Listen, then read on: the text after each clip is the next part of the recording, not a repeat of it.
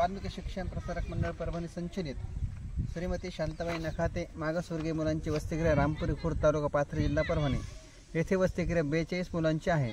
5वी ते 10वी मुलांना मोफत प्रवेश दिला जातो। तरी होतकरू विद्यार्थ्यांना आम्ही ह्या वसतिगृहामध्ये प्रवेश देऊ इच्छितो। गोरगरिबांची मुले असतील तर आम्हाला 42 मुले सरने द्यावे ही विनंती।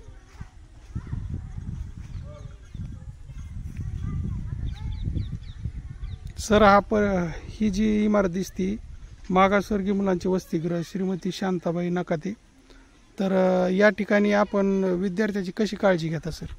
आपल्या घरच्या विद्यार्थ्यांनी समजा आपण जशी घरी विद्यार्थ्याची काळजी घेतो त्यापर्यंत आम्ही विद्यार्थ्यांची काळजी घेतो। त्यांना पुढं म्हणजे इथं वसतिगृहात राहून शिक्षण घेण्यासाठी पुढचं सोय काय आहे त्यांची? इथं 5वी ते 10वी पर्यंत विद्यार्थ्यांना मोफत प्रवेश दिला जातो। सगळे सेमी पण आहे आमच्याकडे, सेमी इंग्लिश माध्यम आहे।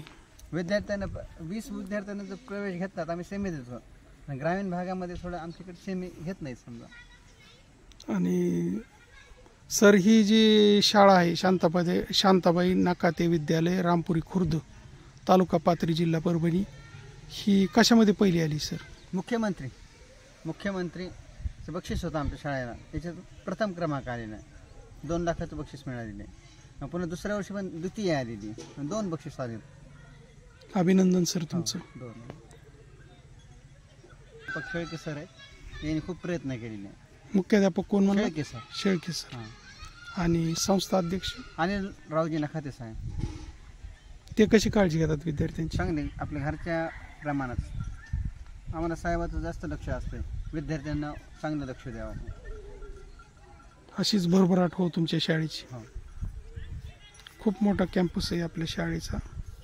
विद्यार्थी या ठिकाणी अतिशय आनंदाने शिक्षण घेत आहेत। आनंदायी शिक्षणाची संकल्पना या ठिकाणी पुरेपूर राबवलेली दिसत आहे।